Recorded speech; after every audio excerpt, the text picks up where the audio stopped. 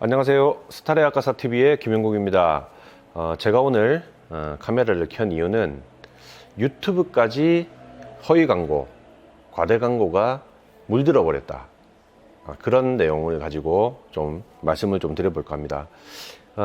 요즘은 예전과 다르게 포털 사이트에서 정보를 찾기보다는 유튜브에서 정보를 찾는 비중이 점점 커지고 있는 그런 추세거든요. 그게 왜 그러냐 하니, 예전에는 우리가 뭐 네이버 또는 뭐 다음 검색을 하면 뭐 지식인, 통합 검색, 이미지, 뭐 카페, 블로그 뭐 이런 식으로 그 관련된 내용들이 쭉 떴었거든요.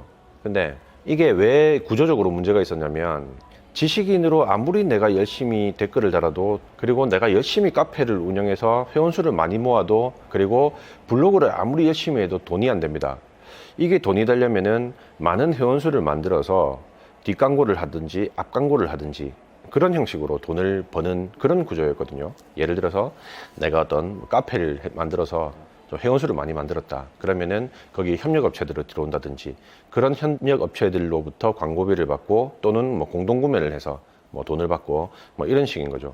정확한 정보를 내가 얻기보다는 그런 수많은 광고들에 의해서 정보들이 변질되어 버린 거죠. 그래서 유튜브로 많이 흘러 들어오게 된 거죠. 왜냐하면 유튜브는 굳이 내가 뒷광고를 하거나 앞광고를 안 해도 조회수만 많으면 유튜브에서 입금을 해줍니다. 그렇다 보니까 좀 순수한 정보들이 좀 많았던 거죠. 근데 요즘 제가 요 며칠, 아무래도 제가 좀 관련사가 이쪽이다 보니까 이 가구 관련된 뭐 소파나 가구를 구매하시고 리뷰를 작성하시는 그런 일반인 분들이 계시던데, 이게 유튜브까지 변질이 되어버렸구나라는 사실에 좀 씁쓸합니다, 사실. 그게 왜 그러냐면, 제가 요 앞전 영상에서 말씀을 드렸었는데, 저희 브랜드도 이제 광고를 조금 해보려고 광고 회사들하고 좀 컨택을 하고 있는데, 여기에 인플루언서라는 카테고리가 있더라고요. 이게 뭐냐고 물어보니까, 우리 연예인 마케팅 하듯이 그런 개념인 거예요. 그냥 온라인상에서 좀 팔로워가 많고 유명한 사람들이 에게 우리 가구를 주면 자기가 산 것처럼 해서 좋게 리뷰를 해주는 거죠. 이런 게 이제 인플루언서 광고인데, 그 이야기를 듣고 나서 제가 유튜브를 좀 검색을 하다 보니까 그런 인플루언서라고 느껴지는 제품을 받고 광고를 해주는 듯한 느낌을 받는 경우가 굉장히 많습니다. 비전문가가 하는 이야기잖아요. 그래서 내용도 우려스러운 부분이 많고, 그 영상을 보고 달리는 댓글들을 보니까 정말 우려스럽더라고요. 이 제품은 사면 안 되겠다. 나 이 제품은 사고 싶다. 너무 극단적인 어떤 그 반응들이 많이 오더라고요. 그래서 저는 이제 어떤 우려를 하는 거냐면, 뭐 예를 들어서 제가 이런 라운드 티셔츠를 입고 있습니다. 아마 제가 옷장을 뒤져보면 봄, 여름, 가을, 겨울 해서 이런 라운드 티셔츠가 뭐 좋기 뭐 10장 이상은 되겠죠. 한 20장 정도는 되겠죠. 자, 이런 옷은 그런 후기나 리뷰를 보고 살 수 있어요. 사도 됩니다. 왜냐면 막상 샀는데 내가 마음에 안 들면 손쉽게 반품이 가능하고요.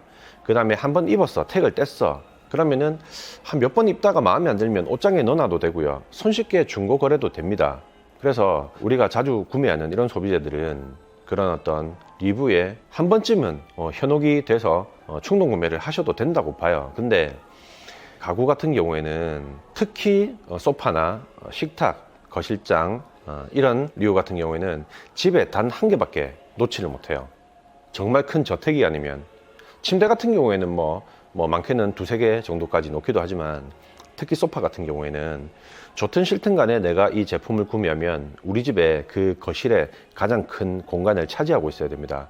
보기 싫다고 이걸 치울 수도 없어요. 어디 옷장에 넣을 수도 없고요. 그리고 가구 같은 경우에는 중고 거래가 굉장히 힘듭니다. 그리고 제 가격 받기도 힘들어요.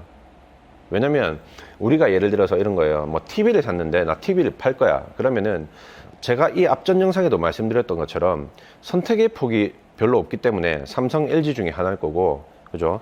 뭐 그 안에서 뭐 몇 가지 안 되는 모델들이에요. 그렇기 때문에 수요가 많다는 거죠. 근데 이 소파는 브랜드도 워낙에 많을 뿐더러 그 안에서도 제품군도 다양하고 색깔, 소재, 그 다음에 크기, 뭐 형태 굉장히 다양하기 때문에 이 취향이 다 달라서 그 해당하는 딱 그 제품에 대한 수요가 있기도 힘들 뿐더러, 만약에 그게 팔린다 하더라도 운반 자체가 힘들어요. 그래서 좋든 싫든 간에 이 제품을 오래 써야 된다는 거죠. 그렇기 때문에 특히나 이런 가구 같은 경우에는 이런 전문가의 정확한 정보가 중요하다. 그렇게 꼭 좀 강조를 드리고 싶어요. 그래서 그런 비전문가가 하는 리뷰나 이런 분들을 제가 비하하는 건 절대 아닙니다. 절대 아니고 참고는 분명히 하시되 그분들이 하는 말을 절대적인 어떤 정보로 받아들이시면 안 된다라는 거죠. 그리고 이 전문가도 사실 참 제가 가구하는 분들이 직접 운영하는 유튜브를 제가 잘 안 봐요. 정말 잘 안 봅니다.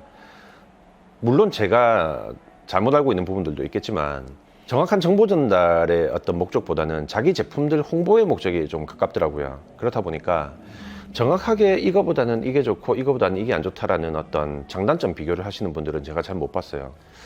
그래서 결론은 이제 제 영상을 보시라는 거죠. 제 영상을 보시고 궁금하신 건 저한테 물어보세요. 제가 아는 건 바로바로 답변해 드릴 거고 제가 모르는 건 뭐 전문가들의 어떤 견해를 구해서라도 제가 말씀을 드릴 테니까 저는 가구를 파는 사람이지 양심을 파는 사람은 아닙니다. 이거 뭐 말을 해놓고도 좀 괜히 멋있는 것 같은데 요거를 좀 가다듬어서 제 어떤 하나의 그 캐치프라이즈를 하나 만들어야 될 것 같아요. 제가 이런 말씀을 드리면 하나 오해를 하실 수도 있는데 제가 만드는 제품들이 절대 완벽하다는 게 아니에요. 저는 있는 그대로를 말씀드리고 판다는 거지 우리 제품이 만약에 뭐 요 정도 품질이 있는데 엄청나게 부풀려서 엄청나게 좋다, 단점이 없다 이런 식으로 말을 하진 않는다는 거죠. 저희는 다양한 소재를 쓰기 때문에 그 다양한 소재를 설명을 드릴 수가 있고 장단점을 정확하게 말씀을 드리고 할 수가 있는 거죠. 근데 내가 제한적인 소재만 쓰고 있으면 난 무조건 이걸 팔아야 되기 때문에 이거에 대한 장점만 열심히 말하고 취급하지 않는 소재에 대해서는 단점만 말을 할 수밖에 없는 거예요. 제가 국내에 유통하고 있는 소파의 종류가 적게 잡아도 200가지가 넘습니다. 엄청나게 많은 종류의 어떤 소재들의 디자인, 뭐 컬러, 크기 저희가 취급을 하고 있거든요. 그래서 저는 각 소재의 장단점을 좀 자세하게 말씀드리고 있는 편이고요. 그래서 이제 그런 것들을 정확하게 고지를 하고 선택은 고객들이 하게 해야 됩니다. 어쨌든 요점은 가구에 대한 정보를 얻을 땐 저한테 얻으세요. 제가 모든 걸 다 알지 못합니다. 하지만 거짓말은 하지 않습니다. 있는 그대로 말씀을 드릴게요. 구독과 좋아요 꼭 부탁드리고 알림 설정까지 부탁드리도록 하겠습니다. 네, 고맙습니다.